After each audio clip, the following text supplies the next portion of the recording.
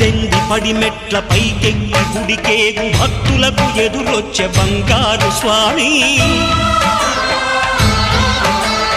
ఇరుముడులు స్పృశించి శుభమనుచు దీవించి జన బృందముల చేరే జగమేలు స్వామి తన భక్తులొనరిల్చు తప్పులకు తడబడి ఒక పక్క ఒరిగెన ఓంకారమూర్తి